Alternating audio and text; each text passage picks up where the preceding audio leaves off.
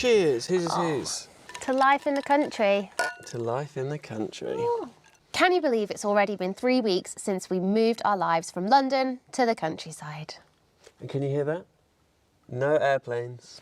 No airplanes. Nothing at all. No clouds in the sky. Just countryside. It is an absolutely gorgeous evening. I will fly the drone and show you. It's safe to say it has been a whirlwind 3 weeks. Anyone who's moved house before will know it's just total chaos. So we've decided to sit down for the first time this week because we're still unpacking, we're still trying to figure things out. So there's not been loads and loads of time to sort of pick up the camera and show you guys loads and loads of stuff. But we thought we would just reflect on the move, tell you if we're feeling any regrets, what the plan is for the future, because hopefully we think we've got a plan. And also what we have been up to over the last 3 weeks. Yeah. So first off, any regrets selling the house? Absolutely not, no. And also when you hear things in the news about, you know, the market, not sure, uncertainties, we're kind of like, we're in a good position now.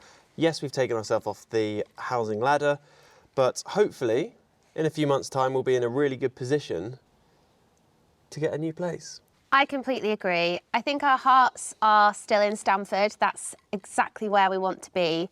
But if it takes 12 months to get there, it takes 12 months. Absolutely. No point rushing these things, and that is one thing we don't want to do, is jump at something when it's not quite right. And we know that we don't want to move in the winter, so that basically leaves the summer market now to make a decision. Yeah. We would have to find something in the next couple of weeks to be able to exchange, complete, and then move in by, what, September? Yeah. So we think it's a little bit of a rush. Let's get Christmas out the way and maybe go again next year. Yeah, I think if it doesn't happen in the next, literally, few weeks, we'll be here in about a year's time. Which also means that there'll be lots of Norfolk content and lots of things that will be going on in this beautiful county. I've obviously grown up here. I was here until I was about 13 and then I went to school. I've been with Jamie for 12 years. I've been coming to this house for 12 years and I still have to use my sat-nav or Waze or whatever you use to drive out of the gates of this house. Do I turn left? Do I turn right? I'm in the middle of nowhere. I never know where I'm going. I can't even get to the local supermarket without using my phone. I think that is one thing with moving to the countryside, is that we were so used to being like, oh my goodness, Rupert's going to bed, there is no milk in the fridge. Quick, Jamie, run up to the shops. Or Megan, run up to the shops. It was mostly Maybe you. Me. It's because I went on my boosted board. Yeah, go up to the shops. Here, it's get in the car and then drive. I mean, it's not far, but still, it's an extra thing to do. Yes, I think that's the one thing I'm missing the most. I mean, no, two things. I'm missing friends a lot and I'm missing the convenience of just being able to step out of the front door and have everything on your doorstep. Coffee shops, although there's a good coffee machine here, so that's at least kind of covered. But it's nice to walk out and see friendly faces in your local community. One thing that we are missing is Rupert's childminder, Pip. And Rupert is still saying pip pip, which is sad, but also it just shows how happy he was. And it's been so difficult to find childcare for Rupert here because Pip set the bar so high. Yeah. The setup we had in London was unbeatable.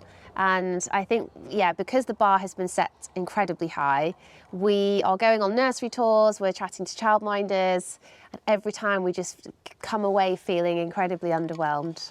And it's not that they're bad, it's just Pip was honestly so good. So basically, this is a main reason why we haven't had time to pick up the camera much, is because Jamie and I are juggling work. So I actually have a new job. I don't even know if I've spoken about this.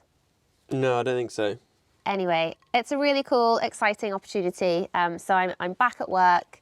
I'm sort of backfilling a bit of a head of comms position with a really cool company. They're called ZZZ.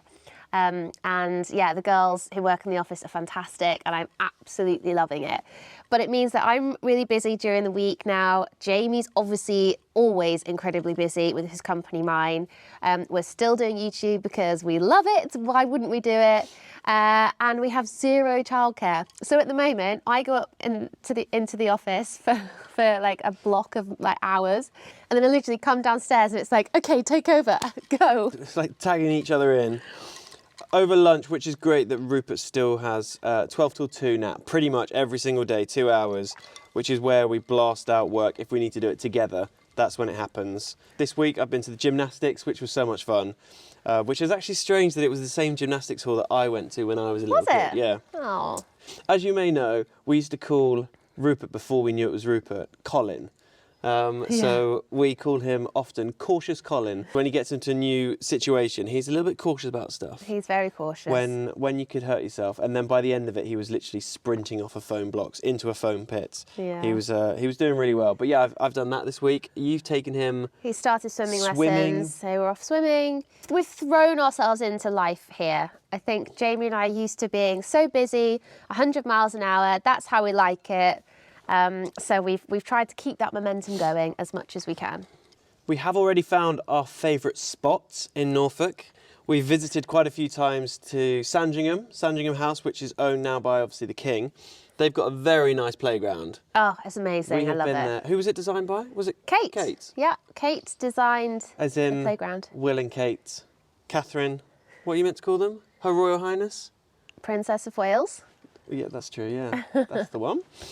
We go there quite a lot. I've been doing a few park runs. Have I? You're on a mission to... No, I've done one. In my mind, I think I've done many.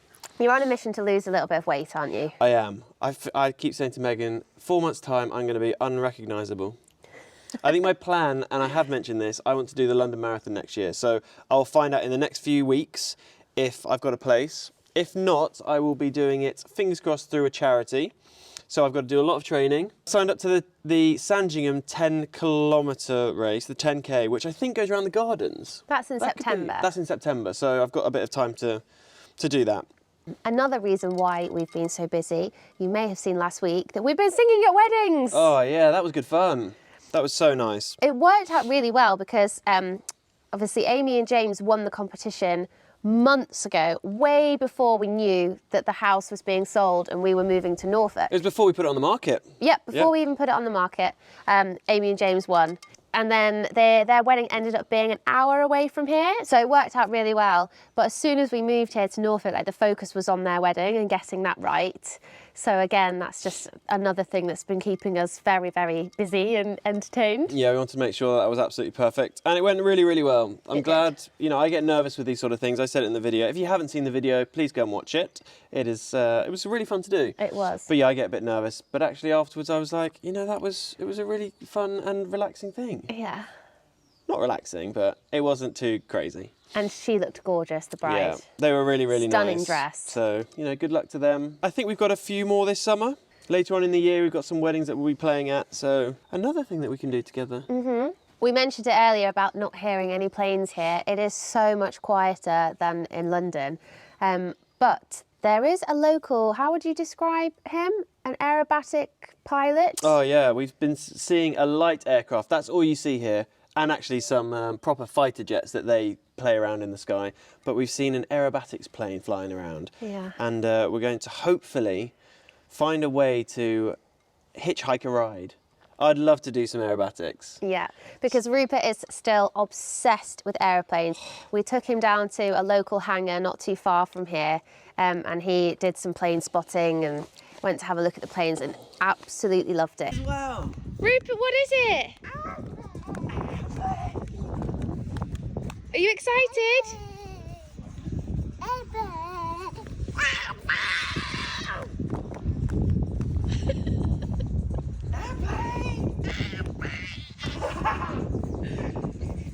He went crazy. He did. He went wild. I think, did we post that on Instagram? So if you don't follow us on Instagram, go and have a look at that. He's a character at the moment. I think he is at this strange stage where everything has to be his way. Teenager or something? Yeah. Two, I don't know. Oh, yeah. He's 2 going on 22. He's very, very funny, but the days are long and hard because you're constantly just negotiating with a toddler all day, every day. And I think the one saving grace for us is Rupert's sleep. He's still a fantastic sleeper, never was. Those of you that have been with us from the start will know how horrendous that first year was for us in terms of sleep. But we worked so hard on training him, building a routine, and we're still in that routine, and it has massively, massively paid off. It's hugely paid off. It's been a little bit restrictive for us at times, but I'd much rather have my sleep. Yeah. I'd much rather have my sleep. Throw him in bed at 12, he wakes up at 2, and now throw him in bed at 7. What was it now? Like, What was that?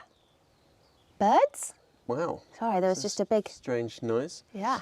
Throw him at bed at 7. I think we started filming this about 7:10, so, you know, and we won't see him until 7 in the morning, so We do need some advice though, because Rupert has started to show a real interest in using the potty and wanting to go to the toilet, which is very exciting.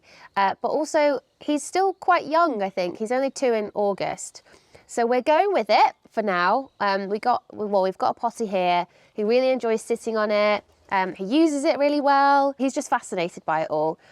So we're literally taking the baby steps with it at the moment. But if anyone has got any tips or advice on potty training, please let us know, because I think we're not too far off hitting that stage. Yeah, hitting it full time, yeah. Full on. And also, I'd love some advice on transitioning Rupert from a cot to a bed. Oh yeah, what to move him to. Yeah. So we're not there yet, I don't think. I'm quite happy to tackle one thing at once. I think we wanted to just get to Norfolk, settle down, and then just see how he is. But he's, you know, he's made himself at home here. So He has, yeah. It's, you know, what's next to sort of try and work out with him. Just wants to do the big things over time and just pick one and like focus on one and then master that and then focus on the next thing. So he's not completely overwhelmed. No. But parenting a toddler is hard. I think I saw something the other day online about, you know, what's the hardest stage? Is it newborn? Is it toddler? Is it? And I think everybody says the hardest stage is the stage that you're in. Because it just always feels so hard. And you forget about the ones that, like, right at the beginning, that was so hard. But I've kind of somewhat forgotten about it. Yeah, What it was like. I think what's massively helped us is Rupert's communication, like his language. He's really, really chatty. And I think a big part of that is that he's had both of us with him, you know, all his life. Very, very present parents at home. And then obviously going to a childminders where all the kids are a little bit older. He was forced to speak early because he was probably the one that wasn't heard. Yeah, he wanted and he to was join like, in. well, I need to join in, I need to learn fast. So that's massively helped us. And he can sort of communicate to us that, you know, he wants to go to the toilet, for example, or he wants to go to bed, or he's hungry, he wants dinner. And that's, to me, that's helped so much with like the tantrums. I don't think they're as bad because he can communicate quite well what he wants. But there are days when he's just like bouncing off the walls. Well, he's not that good at playing on his own. I think because he's always had people. So he literally grabs you and says, come. Yeah. Or he'll say, mummy, sit down. Yeah. Like, you have to do what he says. Independent play is something we need to work on a bit. Sometimes he's good, but as soon as he gets distracted by us. But also, we love playing with him. So it's kind of... You want him to play on your own. And we're big kids and then anyway. I'm like, but I want to play with that toy too. Exactly. I'm like, that train set is not going to build itself. Other plans this year, we are going to try and go away this summer if we can. Yeah. Maybe just a little European trip, holiday, a week somewhere. That'd be just nice. to relax, switch off. If anybody again knows any like apartments or places to go with toddlers, maybe France or Spain, even Greece. Please, can we have your recommendations? Because we're open to anything. Where is good with little toddlers? Short flights, hardly any time difference, not too hot, and a pool. Good food. That's all we need. Anyway, it's just been a little update from us this week. But I feel like we're getting settled now. We are, yep. I've joined the cricket team in Norfolk. So next week I'm playing cricket. Yeah. Tomorrow I'm off to London to go and see my best man, one of my best men. In fact, that's news. Both my best men are engaged, which is amazing news. So tomorrow is an engagement drinks party. So I'm heading back down to London. Haven't left for very long, have I? And I'm like, get me back to London. And I have to go back. I have to go back to St Margaret's where we left once a month with work anyway. Yeah. So I'll be walking past our old house like, hello. You go get your hair done as well. I can get mine done here. Yeah. There's one at Tesco's. We do have some very exciting news on the horizon to tell you in the next couple of weeks. Do you know what I'm talking about?